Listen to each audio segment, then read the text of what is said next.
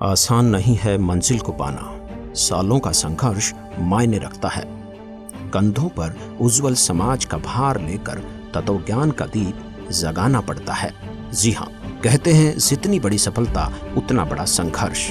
संघर्ष को जीवन का अहम हिस्सा माना जाता है, या फिर यूं कहें कि संघर्ष ही हमारे जीवन की दिशा और दशा निर्धारित करता है। एक समय आता है जब इंसान की बुलंदियां जो जमीन से आसमां की तरह सबको दिखाई देती हैं, लेकिन उसके पीछे का संघर्ष किसी को दिखाई नहीं देता। उस व्यक्ति ने इस मुकाम तक पहुंचने के लिए कितना संघर्ष किया, क्या क्या कष्ट उठाने पड़े, कितनी गालियां सुननी पड़ी, ये सब कोई नहीं जानता। सब उसके इतिहास को भुलाकर वर्तमान को देखते हैं। जीवन में संघर्ष तो हर कोई करता है, लेकिन उसका उद्देश्य मायने रखता है। अधिकतर लोगों का संघर्ष धन दौलत परिवार तक ही सीमित रहता है, लेकिन कुछ लोगों का संघर्ष समाज में परिवर्तन से जुड़ा होता है। ऐसे लोगों का संघर्ष इतिहास बन जाता है और फिर इतिहास में उनका नाम सुनहरे अक्षरों में अंकित होता है। ऐसे महापुरुष लोगों के दिलों पर अमिट छाप छोड़ देते हैं और मृत्यु के बाद भी जग में उनकी कीर्ति बनी रहती है। इतिहास इस बात का गवाह है कि जब किसी महापुरुष ने संसार की भलाई के लिए कदम बढ़ाया है, उसे हमेशा संघर्ष करना पड़ा है, जिससे बड़े बड़े परिवर्तन हुए हैं और उन परिवर्तनों के साथ लोगों का जीवन भी सुलभ हुआ है। कहते हैं संघर्ष जितना बड़ा होगा, जीत उतनी ही शानदार होगी। आध्यात्मिक मार्ग में भी भक्तों और संतों ने ऐसे ही कठिन संघर्ष किए हैं और आध्यात्मिक मार्ग में फैले पाखंडवाद को खत्म करने के लिए वे हमेशा सच पर अडिग रहे। वह दुनिया वालों के जुल्म सहते हुए भी सच्चाई का रास्ता नहीं छोड़ा। उन्होंने ये सब इसलिए किया ताकि पूरे विश्व का मार्गदर्शन हो सके। गुरु नानक देव जी, रविदास जी व मीराबाई को कौन नहीं जानता। सत भक्ति के लिए समाज परिवार से संघर्ष किया। इनके संघर्ष की मिसाल आज भी दी जाती है। आज भी जग में इनकी महिमा का गुणगान किया जाता है। ऐसी महान आत्माओं की मोक्ष के बाद भी संसार में उनकी महिमा बनी रहती है। संघर्ष करने वाले महापुरुषों की कहानियां पढ़ते समय हमारे दिल और दिमाग में विचार आते हैं कि यदि इन महापुरुषों के समय में हम भी होते तो तन मन धन से संघर्ष में इनका साथ देते। परंतु ऐसा कहना आसान है, लेकिन वास्तव में किसी भी महापुरुष का संघर्ष में सहयोग करना और उसके संघर्ष और सच्चाई को सही ठहराना बहुत मुश्किल है। आइए आपको ऐसी ही एक अद्वितीय संघर्ष की कहानी से रूबरू करवाते हैं, जो वर्तमान के परिप्रेक्ष्य में अतुलनीय है और आने वाले समय में सुनहरे अक्षरों में लिखी जाने योग्य है। संघर्षपूर्ण जीवन जी रहे इस महापुरुष ने अपना जीवन जनता की भलाई के लिए ईश्वर को सौंप दिया। वर्तमान में ये महान संत सच्चाई की राह पर चलते हुए कठिन संघर्ष कर रहे हैं। वे सामाजिक व आध्यात्मिक मार्ग दोनों में ही संघर्ष कर रहे हैं, जिससे मानव समाज का भला भी होगा और मोक्ष भी। वो महान संत जगत गुरु तत्वदर्शी संत रामपाल जी महाराज हैं, जिन्होंने जनता के कल्याण के लिए अपना पूरा जीवन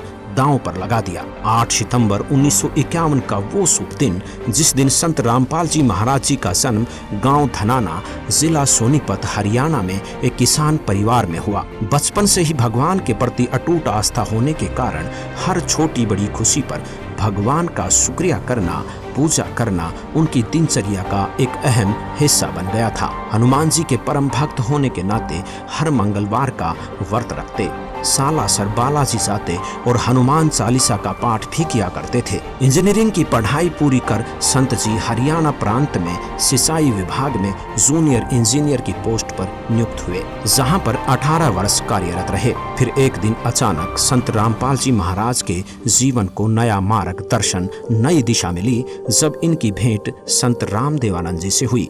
उन्होंने 17 फरवरी सन 1988 फागुन मास की अमावस्या को रात्रि के समय परम पूज्य स्वामी रामदेवानंद जी से नाम दीक्षा प्राप्त की, जिसके बाद संत रामपाल जी स्वामी जी के सत्संग में ज्यादा से ज्यादा जाने लगे और उस तत्व ज्ञान का जिक्र लोगों से करने लगे। वह पुण्यात्माओं को गुरुदेव स्वामी रामदेवानंद जी के पास ले जाकर नाम दिलवाया करते, घर पर भी रहकर चर्चा किया करते थे। फिर एक दिन अचानक सन 1993 में परम पूज्य स्वामी रामदेवानंद जी ने सदगुरु संत रामपाल जी महाराज को सत्संग करने की आज्ञा दी। और फिर सन 1994 में नामदान की आज्ञा प्रदान की तथा आशीर्वाद दिया कि घबरा मत, मैं तेरे साथ रहूंगा और विश्व में आपके बराबर कोई संत नहीं होगा। अब जोर के साथ साथ प्रचार करना, घर घर जाकर पाठ प्रकाश करना ही संत रामपाल जी का नित्य कार्य हो गया। कुछ दिन बाद पाठ और सत्संगों की संख्या अधिक होने के कारण उन्होंने सन 1995 में जेई की पोस्ट से त्याग पत्र दे दिया, जो हरियाणा सरकार द्वारा 16 मई 2000 को पत्र क्रमांक 34923500 तिथि 16 मई 2000 के तहत स्वीकृत है। अपने घर परिवार को भगवान भरोसे छोड़कर संत रामपाल जी ने मानव कल्याण के उद्देश्य से मालिक की सेवा प्रारंभ कर दी। सन 1994 से 1998 तक संत रामपाल जी महाराज जी ने घर घर, गांव-गांव, नगर नगर में जाकर सत्संग किया। संत जी ने परमात्मा की वाणी को घर घर में पहुंचाने की शुरुआत की। इच्छुक भक्त आत्माओं के घर गरीबदास जी महाराज जी के ग्रंथ साहिब की स्थापना करते और पाठ प्रकाश करते। धीरे धीरे संत जी के बहु संख्या में अनुयायी हो गए और सन 1999 में गांव करोथा, जिला रोहतक, हरियाणा में सतलोक आश्रम की स्थापना की तथा 1 जून 1999 से 7 जून 1999 तक परमेश्वर कबीर जी के प्रकट दिवस पर 7 दिवसीय विशाल सत्संग का आयोजन करके आश्रम की शुरुआत की। वह महीने की प्रत्येक पूर्णिमा को 3 दिन का सत्संग प्रारंभ किया। सन 2003 में संत जी ने अखबारों व टीवी चैनलों के माध्यम से सत्य ज्ञान का प्रचार करना शुरू कर दिया और अन्य धर्मगुरुओं से भी शास्त्र विरुद्ध ज्ञान त्याग कर समाज को भ्रमित न करने व सत्य ज्ञान स्वीकार करने का आग्रह किया। परंतु नकली धर्मगुरुओं ने अपनी दुकानें बंद होती देख इस सत्य ज्ञान को स्वीकार करने की बजाय इसका विरोध करना शुरू कर दिया। जिसके बाद जहाँ भी जिस भी नगर में संत रामपाल जी सत्संग करने जाते, वहीं अन्य अज्ञानी धर्मगुरुओं के बहकावे में आकर लोग विरोध करने लगे और कुछ पुण्यात्माएं सत्य ज्ञान को स्वीकार भी करने लगे। संत रामपाल जी महाराज दिन रात सत्संग करते और पुस्तकें लिख लिख कर उनका प्रचार करते। उन्होंने सभी धर्मों के साथ साथ आर्य समाजियों के संस्थापक महर्षि दयानंद जी द्वारा लिखित पुस्तक सत्यार्थ प्रकाश के वेद विरुद्ध ज्ञान व असामाजिक तथ्यों की सच्चाई से भी सबको रूबरू करवाते हुए उसका खंडन किया, जिस कारण अपने अज्ञान का पर्दाफाश होने के भय से उन अज्ञानी संतों, महंतों व आचार्यों ने सतलोक आश्रम करोथा के आसपास के गांवों में संत रामपाल जी महाराज को बदनाम करने के लिए दुष्प्रचार करना प्रारंभ कर दिया तथा 12 जुलाई 2006 को आर्य समाज के तथाकथित धर्मगुरुओं ने सैकड़ों हजारों की संख्या में भीड़ को एकत्रित करके संत रामपाल जी को शान से मारने तथा आश्रम को नष्ट करने के उद्देश्य से सतलोक आश्रम करोथा पर हमला किया। पत्थर, पेट्रोल, बम और बंदूकों के माध्यम से उपद्रवियों ने आश्रम में उपस्थित श्रद्धालुओं को निशाना बनाने की कोशिश की। उपद्रवियों का उद्देश्य था कि संत रामपाल जी महाराज सतलोक आश्रम करोथा छोड़कर चले जाएं, अन्यथा आश्रम को ध्वस्त कर देंगे। आर्य समाजी धर्मगुरु यह चाहते थे कि ऐसा सत्संग यहाँ पर नहीं होने देंगे, क्योंकि उनकी दुकानें बंद हो रही थी, सच्चाई समाज के सामने आ रही थी। पुलिस ने उपद्रवियों को रोकने की कोशिश की, जिस कारण कुछ उपद्रवी चोटिल हो गए। इस मुठभेड़ में उन्हीं की गोली से एक व्यक्ति की मौत हो गई, जिसका झूठा केस संत रामपाल जी महाराज पर बना दिया गया और सतलोक आश्रम करोथा को सरकार ने अपने अधीन कर लिया तथा संत रामपाल जी महाराज व कुछ अनुयायियों पर झूठा केस बनाकर उन्हें जेल में डाल दिया। मानव कल्याण और विश्व में शांति के अद्भुत भक्ति मार्ग को रोकने के लिए सच्चाई को दबा दिया गया, परंतु वो शायद ये भूल गए कि सच्चाई को कुछ दिन दबाया जा सकता है पर मिटाया नहीं जा सकता। सच तो सामने आकर ही रहता है। संत जी के जेल जाने के बाद भी ज्ञान नहीं रुका, बल्कि पहले से ज्यादा तेजी से फैलने लगा। जेल में भी बहुत से श्रद्धालुओं ने संत रामपाल जी से नाम दीक्षा ली, जिनमें कुछ पुलिस वाले भी शामिल हैं। झूठे मुकदमे और झूठे आरोप में 21 महीने जेल में रहने के बाद संत रामपाल जी महाराज ने सन 2008 में हिसार जिले के सतलोक आश्रम बरवाला में पुनः सत्संग प्रारंभ किया। अब संत रामपाल जी महाराज का संघर्ष केवल नकली धर्मगुरुओं तक ही सीमित नहीं रहा, बल्कि समाज में फैली कुरीतियां और भ्रष्टाचार के खिलाफ भी संत रामपाल जी ने मोर्चा खोल दिया। इसी दौरान संत रामपाल जी महाराज के तत्व ज्ञान का डंका देश और विदेश में जोर शोर से बजने लगा और सन 2012 आते आते संत रामपाल जी महाराज के अनुयायियों का काफिला लाखों में पहुंच गया, जिसके साथ ही संत रामपाल जी महाराज ने एक ऐतिहासिक ऐलान कर विश्व के सभी धर्म गुरुओं को आध्यात्मिक ज्ञान चर्चा के लिए आमंत्रित किया। संत रामपाल जी महाराज के अलौकिक अद्भुत ज्ञान के आगे किसी भी धर्म गुरु की ज्ञान चर्चा करने की हिम्मत नहीं हुई और कोई भी धर्म गुरु ज्ञान चर्चा के लिए सामने नहीं आया। जिसके बाद भगत समाज की शंकाओं को ध्यान में रखते हुए राष्ट्रीय टीवी चैनल साधना के माध्यम से प्रसिद्ध धर्म गुरुओं के आध्यात्मिक विचारों और संत रामपाल जी महाराज के आध्यात्मिक विचारों की तुलना विवेचन करने के लिए आध्यात्मिक ज्ञान चर्चा नामक प्रोग्राम चलाया गया, जिसका अभूतपूर्व नतीजा आया और मानव समाज में संत रामपाल जी महाराज के तत्व ज्ञान का डंका घर घर बजने लगा। अब पूरे भारतवर्ष में ही नहीं बल्कि पूरे विश्व में माना जाने लगा कि संत रामपाल जी महाराज के आध्यात्मिक ज्ञान की कोई सानी नहीं है। घर घर जाकर ज्ञान गंगा पुस्तक पहुंचाई जाने लगी, जिसे पढ़कर लाखों की संख्या में लोग संत रामपाल जी से जुड़ने लगे और अद्वितीय लाभ प्राप्त करने लगे।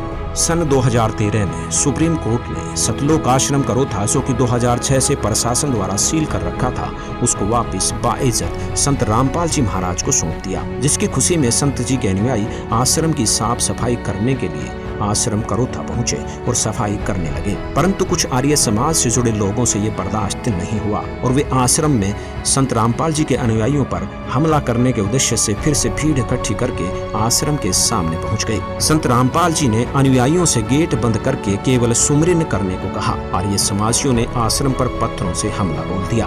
पुलिस भी वहां पहुंच गई, पर आर्य समाज ने पुलिस पर भी हमला कर दिया। परंतु कुछ ही देर में पुलिस ने स्थिति संभाल ली और बाद में आश्रम को खाली करवाया गया। जिसके बाद करोथा आश्रम में सत्संग नहीं हो सका। बरवाला आश्रम में सत्संग प्रचार प्रसार चलता रहा और देखते ही देखते संगत बहुत अधिक बढ़ने लगी। कबीर साहिब जी के प्रकट दिवस पर आश्रम में पैर रखने की भी जगह नहीं थी और संतों की लीला को कोई नहीं समझ सकता। परमात्मा के तत्व ज्ञान का प्रचार तीव्र गति से बढ़ाने के लिए संत जी को कठिन संघर्ष करना पड़ रहा है। नवंबर 2014 में हुए बरवाला कांड को तो हर कोई जानता है। तकरीबन 4 घंटे चले उस घमासान और उपद्रव को देखकर मानवता शर्मसार हो गई। अचरज की बात तो यह है कि इस उपद्रव में 6 लोगों की मौत हो गई, जिसका आरोप भी संत रामपाल जी महाराज के सिर पर मंड दिया गया। संत रामपाल जी महाराज व उनके अनुयायियों पर झूठे केस लगाए गए, जिसका उनके पास कोई सबूत नहीं था। उनके जेल जाने के बाद भी तत्व ज्ञान रुका नहीं, बल्कि पहले से 10 गुना तेजी से विश्व में फैल रहा है। सच की राह पर चलने वाले हर महापुरुष को कठिन से कठिन संघर्ष करना पड़ा है, फिर चाहे वे स्वयं परमेश्वर कबीर साहिब जी ही क्यों न हो, जिन्हें सत्य आध्यात्मिक ज्ञान का प्रचार करने के शुरू में 52 बार जान से मारने का प्रयत्न किया गया, परंतु सच को मिटाया नहीं जा सकता। सच ऊपर आकर ही रहता है। संत रामपाल जी महाराज ने केवल आध्यात्मिक मार्ग में ही संघर्ष नहीं किया, बल्कि सामाजिक कुरीतियों के खिलाफ भी आवाज उठाई। दहेज प्रथा, नशे जैसी कुरीतियों को जड़ से खत्म करने के लिए ये मिशन चलाया तथा विश्व को दहेज मुक्त, नशा मुक्त व दुराचार मुक्त बनाने का बीड़ा उठाया। आज उसका नतीजा भी देखने को मिल रहा है। संत रामपाल जी महाराज जी के जितने भी अनुयायी हैं, वो किसी भी प्रकार का नशा नहीं करते, मांस नहीं खाते, जुआ नहीं खेलते, सट्टेबाजी न दहेज लेते हैं न देते हैं, गाना बजाना, नाचना, ये सब संत रामपाल जी के अनुयायी नहीं करते, जिससे संत रामपाल जी महाराज जी द्वारा एक स्वच्छ समाज तैयार किया जा रहा है। संत रामपाल जी ने एक उदाहरण से स्पष्ट कर दिया कि जिस प्रकार रेल को रोकने के लिए एक अंधा गधा पटरी के बीच में खड़ा हो जाता है, अपनी पिछली दोनों टांगे उठाकर मारता है, उसे रेल नहीं रुकती और वो गधा मर जाता है। इसी प्रकार जो इस तत्व ज्ञान को रोकने का प्रयास करेगा वो अंधे गधे के समान होगा, जो अपना ही नाश करवा बैठेगा। आज संत रामपाल जी महाराज जी का सच्चा ज्ञान आसमान छू रहा है और दिन प्रतिदिन उनका ये तत्व ज्ञान विश्व में बहुत तेजी से फैल रहा है, जिसे रोकना मुश्किल ही नहीं नामुमकिन है। आज उनका संघर्ष फल रहा है और विश्व भर के लोग उनसे जुड़ रहे हैं तथा उनका मानव समाज के कल्याण का मिशन सफल हो रहा है। आज कबीर परमेश्वर की असीम दया से विश्व में 500 से अधिक नाम दीक्षा केंद्रों पर संत रामपाल जी महाराज से नाम दीक्षा ग्रहण करने की सुविधा उपलब्ध है। इसलिए पूरे विश्व के भाई बहनों से हमारा आग्रह है कि संत रामपाल जी द्वारा दिए गए तत्व ज्ञान को ध्यान पूर्वक सुने, समझें और उनसे नाम दीक्षा लेकर अपना मानव जीवन सफल बनाएं। सत साहिब।